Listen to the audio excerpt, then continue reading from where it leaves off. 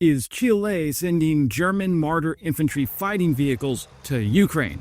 And then slamming on the brakes and saying, "Who, us?" Yeah, we need to talk about this one. Hey friends, Wes here, journalist and military veteran, and let's jump right in. Here's the story. First, Chilean outlet El Monstrador, is that right? Monstrador? Reports that Chile is preparing to send 30 Marder 1A3 infantry fighting vehicles back to Germany as part of a Ringtausch, a circular exchange. Germany would upgrade them and then pass them on to Ukraine. In return, Chile would get badly needed German air defense systems. Then, Dylan Masiolov at Defense Blog publishes a follow-up. Chile's foreign minister steps up and says Chilean law prohibits sending weapons to countries in an active conflict. He insists Chile's neutrality stands and that no Chilean weapon can end up in a theater of conflict, especially in Ukraine or anywhere else. But he very carefully does not flat out deny that some kind of deal with Germany exists. So, on paper, we have a reported plan for 30 Marders to move from Chile to Germany, and then to Ukraine. We also have a public statement that Chile cannot send weapons to a country at war, and we have a big gray area in between where to Germany is technically not to Ukraine, which is exactly where modern arms diplomacy likes to live, in that gray area. Let's break this down. Germany's Ringtausch scheme is pretty simple.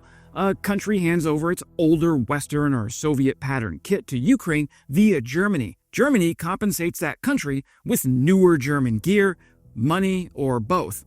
Everyone gets plausible deniability, and Ukraine gets hardware faster than waiting around for brand new production runs. In this case, Chile operates 173 Marder 1A3s it bought from Germany in the early 2000s as part of a modernization push.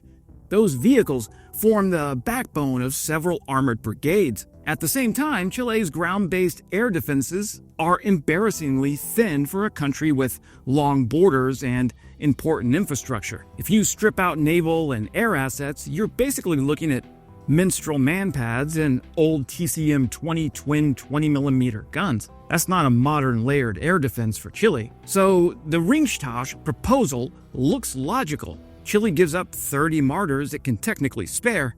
Germany sends modern air defense systems and maybe upgrades the rest of Chile's fleet over time. Germany then refurbishes those 30 Marders and passes them right on over to Ukraine, where 155mm shells are not theoretical problems. They are daily weather. On paper, everybody gets something they need. So now we get to the no comment, but also kind of a comment part.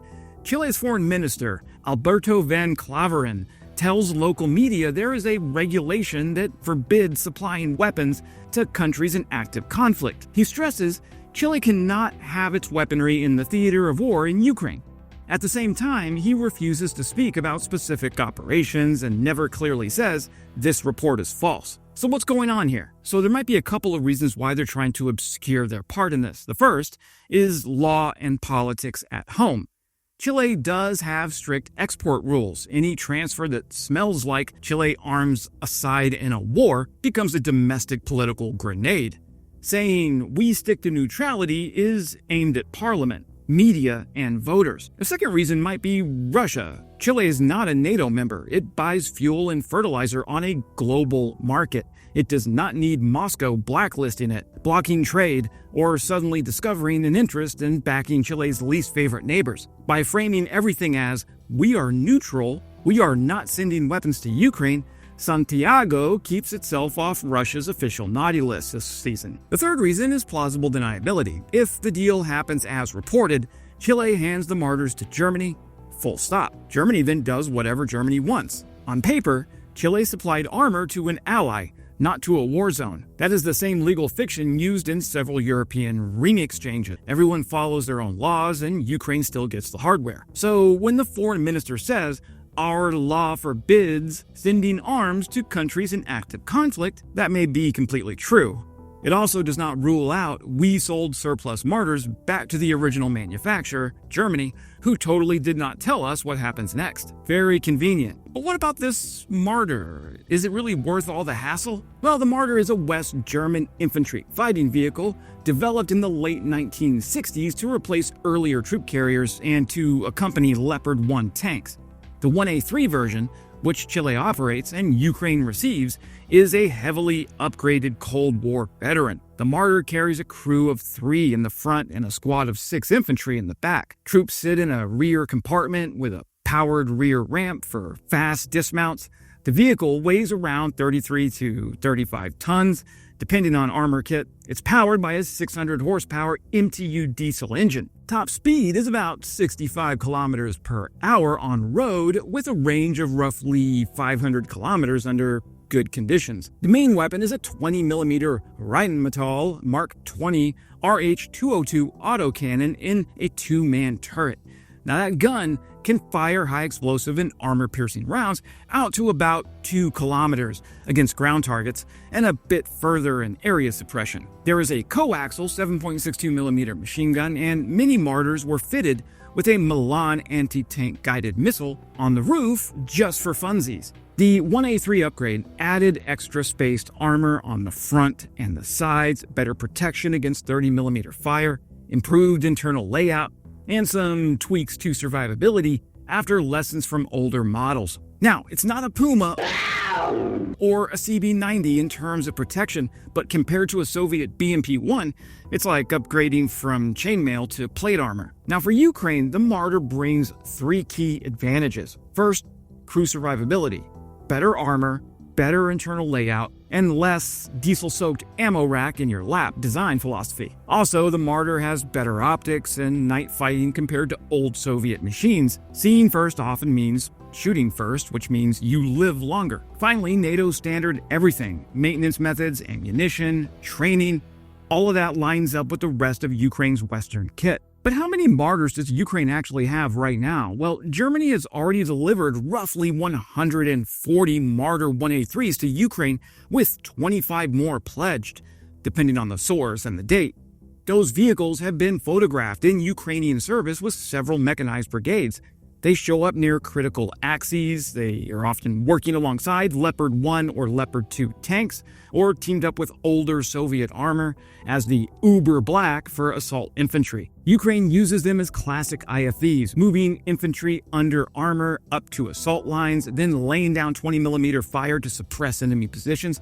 They also use them as mobile fire support, using their cannon to shred light fortifications, trucks, or exposed troops, especially when paired with drone spotting, and as hardened battle taxis, shuttling reserves and ammunition in sectors where Russian FPV drones make soft-skinned trucks a very dangerous assignment. Are they perfect? No. The 20mm gun on top is on the lighter side compared to 30mm or 35mm cannons found on newer IFVs.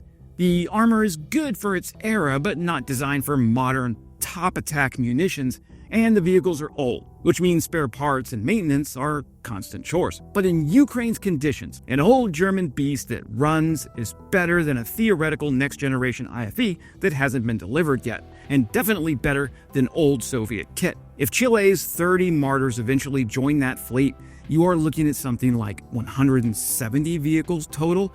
That is enough to fully equip several brigades, or to keep a rotating pool of combat-ready Marders while others are in repair. So here's why Chile might still go through with it quietly. If Chile really is preparing a Ringtausch, here is why it makes sense for Santiago, even with all the legal and political hedging. First, air defense. Chile's ground air defense inventory is thin and dated. Getting modern German systems, potentially Iris-T SLM or Skynex-type guns, would drag their air defense into the 21st century, almost overnight. Second, force structure. Chile bought around 270 Marders originally and modernized about 180 of them. Losing 30 hurts, but it does not gut the armored brigades, especially if newer platforms arrive later. Third, diplomacy. Participating in a ring exchange aligns Chile more closely with Europe and the broader pro-Ukrainian coalition without a big public flag waving moment. It's a way of saying, we support Ukraine while still claiming legal neutrality. From Russia's point of view, even that is annoying. Moscow hates the Ringtausch concept because it turns half the planet's old armor into potential Ukrainian kit. But Chile is betting that quietly sending 30 secondhand IFVs to Germany is not enough to trigger full Russian retaliation. If you're sitting in Santiago and looking at your economy, that is a reasonable bet. So, is Chile secretly arming Ukraine? On paper, no. There is a law that forbids sending arms to countries at war. The foreign minister has repeated that publicly.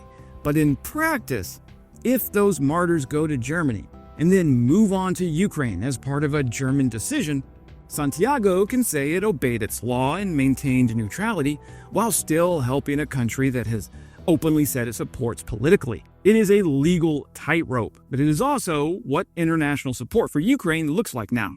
Some nations shout their support from the rooftops, others help through back channels and third-party deals. The important part, from Ukraine's point of view, is whether those vehicles eventually show up at a muddy forward staging area in Donetsk with Ukrainian crews inside. Until we see satellite photos and frontline footage, this deal lives in the gray zone. But the fact that Chile is even in this conversation at all tells you something. Even countries on the far side of the world, with their own laws and their own fears about Russia, are looking at their Cold War garages and thinking, maybe these old German boxes belong in Ukraine now. If and when those Marders roll east, they will be a signal that the coalition backing Ukraine is wider than it looks on a map. That's it for today, my friends. Subscribing is the best free way to support what I do here and helps push back against the AI nonsense invading your favorite platform, because we are real humans over here. Wait, what if I'm a robot who thinks he's human? Oh my god. And we're back. And as always, glory to Ukraine, glory to the heroes. Crimea is Ukraine.